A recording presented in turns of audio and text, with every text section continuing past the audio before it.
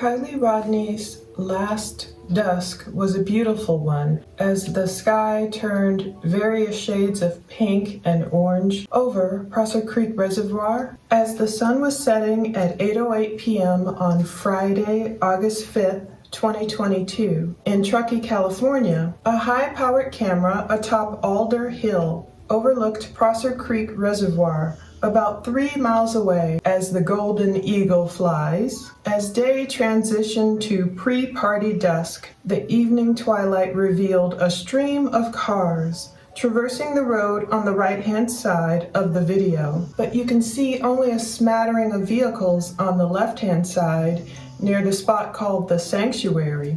This would be Kiely's last dusk, because by dawn, we presume, if all the facts we have as of today, Saturday, October 8th, are correct, Kiely would not make it far away from that party alive to see the next dawn on Earth. Around 8:50 p.m. that Friday night, the camera would switch from its colorful mode to black and white infrared imagery. So the headlights of cars are still visible amongst the woods that would soon be the setting for that farewell party for high school seniors. But no one could guess that within hours, the 2013 Honda CR-V SUV that was usually driven by 16-year-old Kiely Rodni would likely be captured going straight into the water at some point after the midnight hour, and it would remain missing along with Kiely from the start of that Saturday, August 6th, until 15 days later, when the SUV was extracted along with Kiely on Sunday, August 21st. Although the Alder wildfire alert camera still provides us a live camera view as of today, the alert camera management Alder Hill archive footage, where many of us have pulled a lot of archive footage from August 5th and August 6th, that access has been removed. Already that's another controversy in and of itself, but thank God it wasn't removed before I could download more than 100 photos and a few screen recorded videos of what happened from August 5th, the time before the party hours, into that critical moment where people believe they see Kiely going into the water and beyond. Those archived images, which is really what was archived, it wasn't actually video that we had access to. There were photos taken every 2 seconds. That's why I was able to save more than 100 of them. I wanted the actual image as clear as we could get it to put it into my video editing software. And when I put the images in my video editing software, I set each image duration at 2 seconds long. So the footage being displayed here is more of a real-time video footage to kind of get a better gauge of how fast Kiely's car may have been moving along with the other cars. And we can see that this alleged wrong turn took a very short period of time before Kiely likely went into the water. It gives you a good timing and pace to compare what would have happened to real time. The screen recorded videos I captured, though, from the archived Alder Hill camera management site, it could not be guaranteed a 2-second per frame pace, because when you were screen recording, there could be a little lag and it would play the video for you so you could screen record it. But you will see a variety of overlays. I was able to grab some images from those dusk hours and overlay them atop the actual footage from late at night after midnight, not only to give us a clear lay of the land to figure out where these cars are driving, but also so that you know it was the same day, the water levels were the same. It's not like I grabbed an image from today in October and overlaid that atop an image from August 5th. You'll even see me apply a night vision feature to the footage, everything we could to help us get our bearings and figure out what we're watching. As a whole lot of eyeballs are examining this footage, many people believe the camera on the hill captured Kiely, most likely accidentally or even intentionally, no matter what the possibility of that might be or not, driving into the water at 12:33 a.m. and the car going underwater by 12:30 12:34 a.m. I believe this is the most accurate timing due to Kiely's last ping during that same time period, according to the cops pinging in as much as the water area as it did on land. Now, the private investigator who informed the world and stunned us Kiely case followers that this camera even existed, Steve Fisher, he believes, and he's still examining it too. I mean, the jury is still out with all of us. He has done extensive examinations and he was actually there on the scene, so he knows the lay of the land personally, visually, in person. He believed Kiely's car may have gone in the water a little bit later. He thinks perhaps she lost control of her vehicle due to the headlight patterns examined at 12:51 a.m. Steve wrote, I believe the 12:33 car does not go into the water but goes out of line of sight of the camera because it is at the party at Oil Pan Hill and the trees and slope block the camera from seeing the headlights, giving the illusion it's slowly sinking, but really, according to Steve, it's going behind the hill, in his opinion, based on his latest examinations. Others think it's the opposite.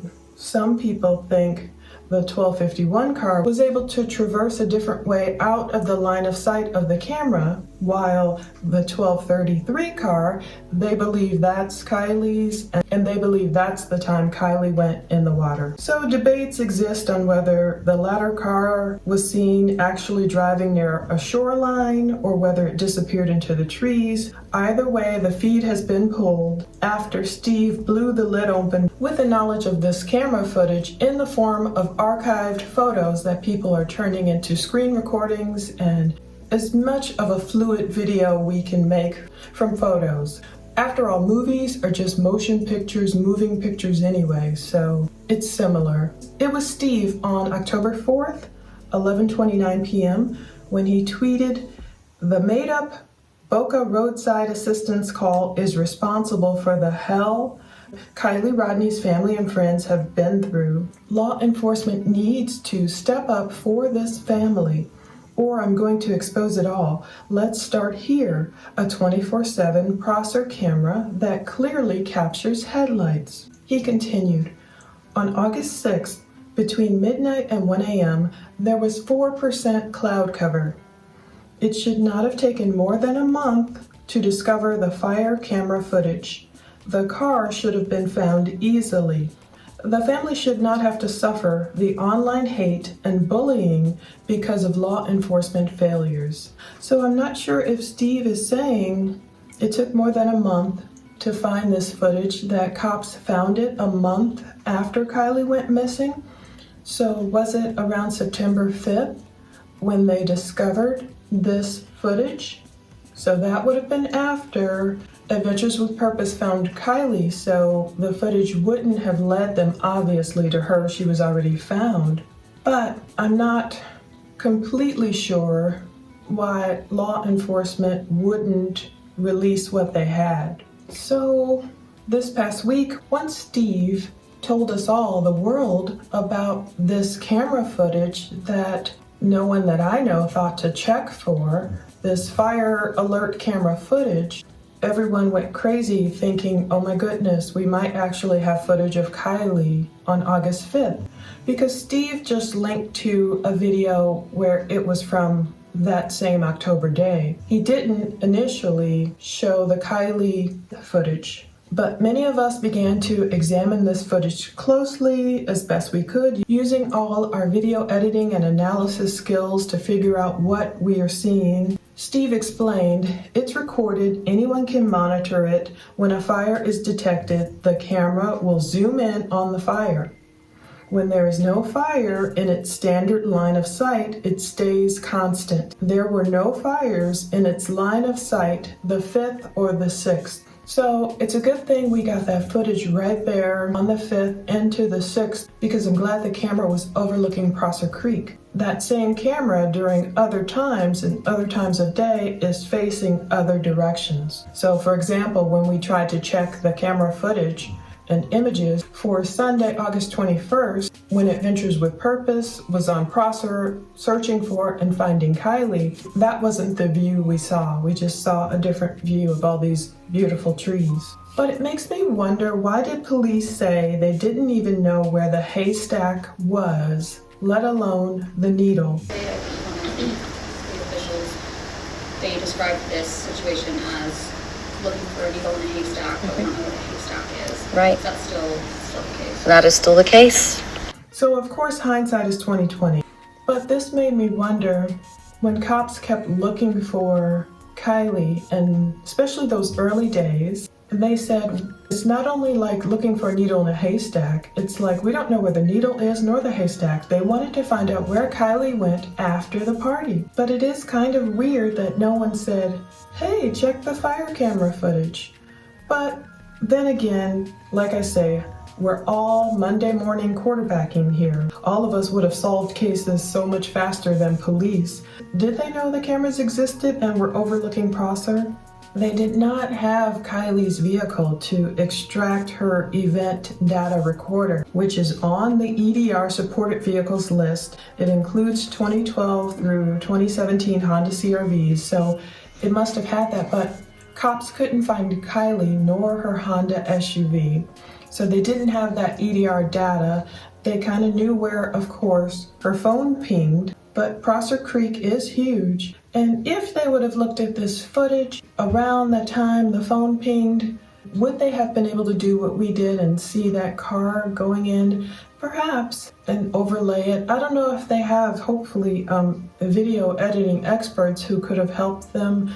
But again, the EDR is a device installed in vehicles that gives you a bunch of information about how the car moves, occupant information and such. Hopefully we'll get a look at that at some point. But again, why did the official California website remove public access to the actual footage as of this filming? Is it because authorities want to examine that footage themselves closely? Were we overloading the website with all of our inquiries? Did they not want people to find more? Of course, it'll just fuel speculation and wild conspiracy theories.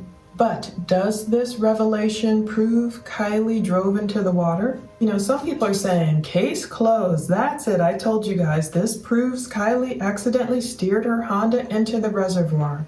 Others are proclaiming the far away footage doesn't prove anything because we can't see who's driving nor the make and model of the vehicle. Others are arguing again about the actual time of the vehicle going into the water versus all other elaborate details. Some folks are already claiming they see human shadows from such distant footage. I'm still thinking of the deeper meaning of it all. But yes, in my mind, this newly revealed footage makes me lean even more towards Kiely having an accident at 12:33 a.m. Chances are she was just attempting to drive home because she had just texted her mother, claiming she would leave around that time, a little earlier.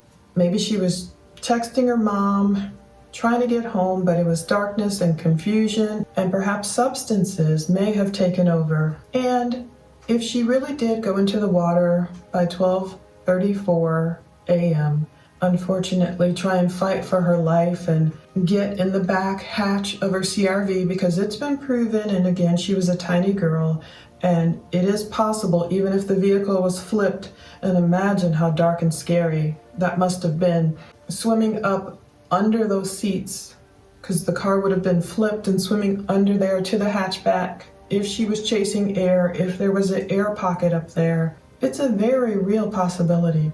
I've seen some amazing survival stories. This one man in Africa survived a very long time. He wasn't in a submerged vehicle. He was in a submerged boat of some sort. And he did find an air pocket, and he remained alive, and he was actually rescued. But this is different. This is a smaller Honda CRV. Windows were down. And part of me wonders too, I'm not sure if she hit both buttons trying to get her front windows down and accidentally did the back windows. I've done that before. Or if they were already down. But maybe if the 12:33 a.m. footage is really Kiely going in Prosser, perhaps everyone who thought they heard from Kiely or saw her after that time was just mistaken. Maybe Sammy was referencing a 12:36 call that if she was looking at some clock in her car that may have been set fast, or maybe those who thought they saw Kiely at 1 a.m. or 1:30 a.m. that morning were just wrong. Not all witnesses were likely in their clearest minds at that point. And even when people are, congruent testimonies are rare. There are real-life witnesses who often give conflicting stories in crime cases, and it's not always due to deception. It would be more suspicious if everyone had the exact same story. That would mean their stories were more rehearsed and agreed upon in advance. I'd be more worried if everyone said, "Oh yeah, we all saw Kiely leave the party at exactly 12:31 a.m. She was wearing her odd future hoodie, she had a Truly in her hand," and if that was everyone's story, that would be weird. To prove how unreliable some witnesses can be, cops have even performed this exercise in seminars and stuff. They'll have somebody burst in the room, like they'll have a man with a bald head and a red beard and tall, burst into a room and swipe the microphone and run out. And everyone's shocked because they don't expect it. So they'll ask everyone, "Well, what did you see? What did this thief look like?" Well, some people will say they saw a short, fat guy with a, head of black hair, full hair. Some people might say they saw a woman.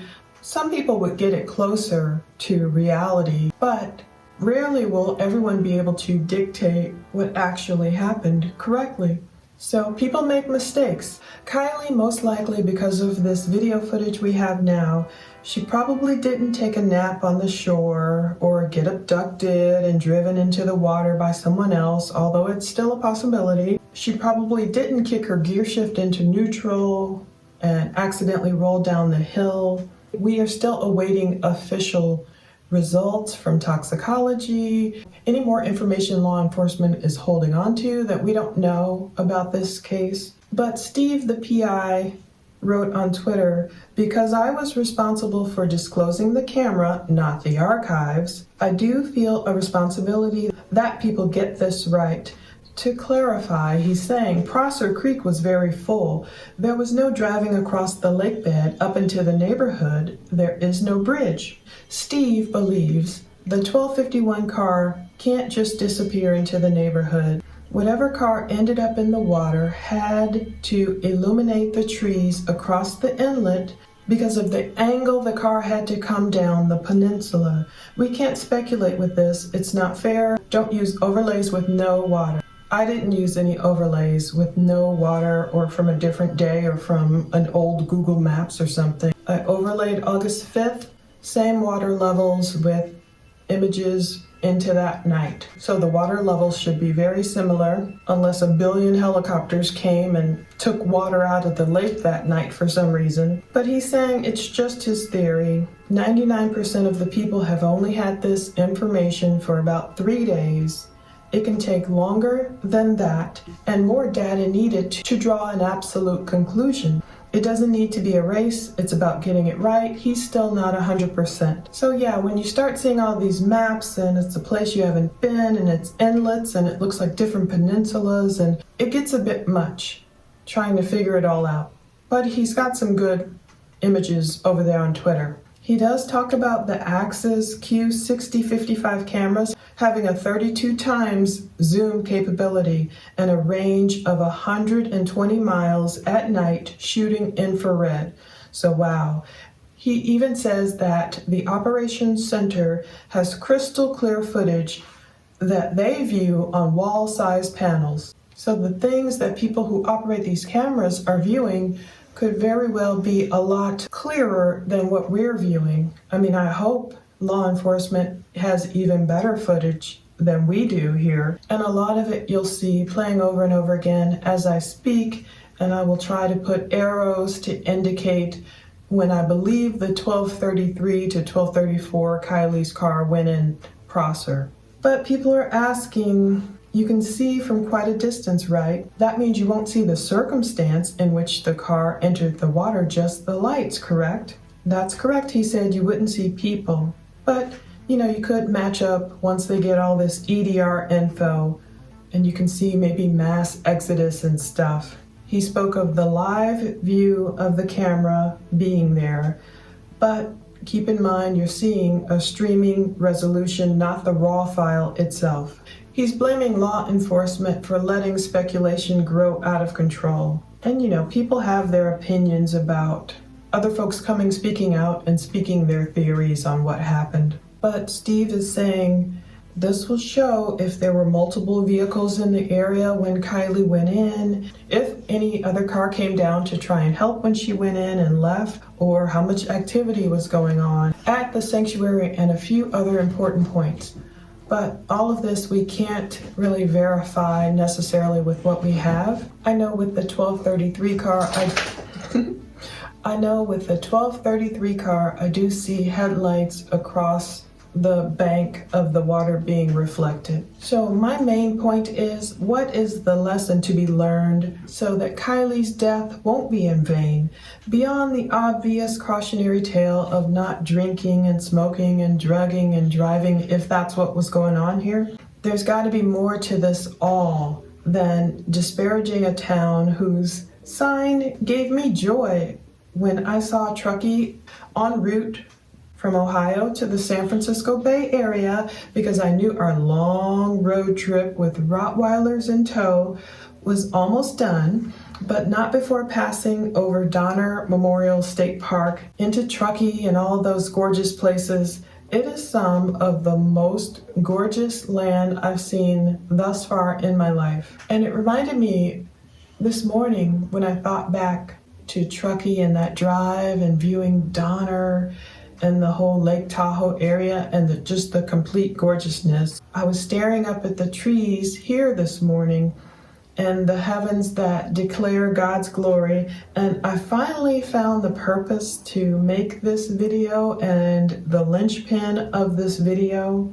I knew it had to be more than arguments over 1233 or 1251 or this bank or that bank, or all these little things that the minutiae that people will inevitably argue about. And of course it's important, but it made me think about Jesus sitting at the right hand of our Father of majesty after he completed his mission. And I was relating that somehow to where Kiely, I pray she is now. Once again, I prayed that Kiely is with God in heaven. I prayed for her soul, and I prayed one of the lessons learned is that some big blowout party in the woods, getting effed up and all that stuff doesn't satisfy souls in the end. So as people debate all the scientific details of Kiely's last earthly journey, her last dusk for years to come, and all the minutiae, I find it can be interesting too. I like learning about Kiely's rate of speed. Michelle After Dark has a great video calculating that. I like watching Chronicles of Olivia. There's so many people just really digging into this case, and I find Zav Girl, so many people, I find it really fascinating. I want to know her trajectory into the water, the headlight spray and all such matters. It can help other teens, all people, avoid Kiely's fate. What is really meaningful in the wake of this case, coming to a resolution? What's my point here? What can I really add to this? Today, it hit me. The crux of the matter is that none of us know how we're going to go out of this world and when. Kiely probably didn't think her 16 short years on this earth would end up so dramatically and abruptly. I just wonder what she thinks about it. Sometimes when people pass on, like I used to want to say to my mom after she died suddenly, I wanted to say, can you believe you died? You want to talk to the person who's gone about what happened. I believe the reason I glommed onto this case so early, Sunday, August 7th, as soon as I saw the details, was too, especially the fact that Kiely was a beautiful, smart 16-year-old girl on her way to college. That was the touch point and touchstone for me, because I was a 16-year-old freshman entering college at Florida A&M University, and I know what it's like to be a young girl, teenage girl, hanging out with people older than you, feeling the need to prove you're not this nerd who, graduated early, feeling the need to prove you're not a baby. Maybe Kiely experienced some of the things I did. You youngster, and all that teasing that might happen. I can't believe you're that age, blah, blah, blah. And sometimes you might feel the need to prove yourself, like, I can party with the best of them. I can do what you 18-year-olds do. She was well accomplished. She was driving already, obviously had her license, driving a Honda CR-V. You can tell a smart girl maybe didn't make the best choices, but I always do the what ifs and the if onlys. If only Kiely had turned left towards the highway to get out of there instead of right into Prosser Creek. If only Sammy had ridden with Kiely or even driven her SUV.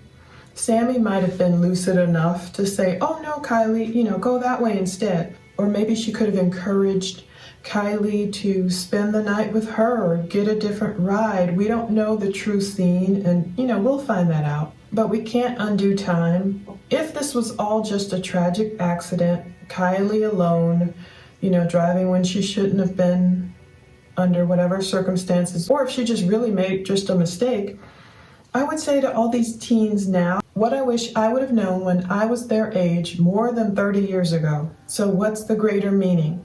Surely it can't be to argue over timestamps, trajectories, and the Truckee way. I would tell my younger self what I tell these kids now. The parties won't feed your soul. Driving high on weed or coke or shrooms or whatever won't fulfill you. But instead, it might lead you down the doorway of death. But I'd still tell Jagger and Sammy and Kiely's friends and family who are just grieving, and anyone wrongly under attack for Kiely's fate, to first and foremost forgive yourself for any self-defeating thoughts that the enemy might be trying to torture you with. Oh, if only I was there at the party with Kiely.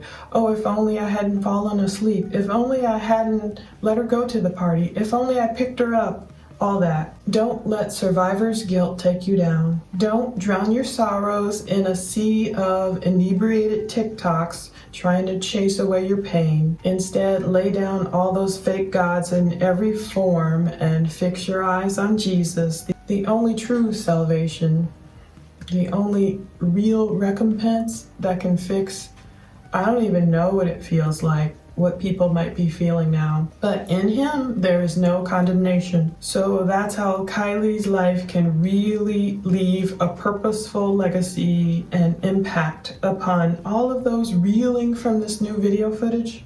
And that's the way to successfully move forward and grow up by the grace of God and go on, especially you teens who will remember this forever.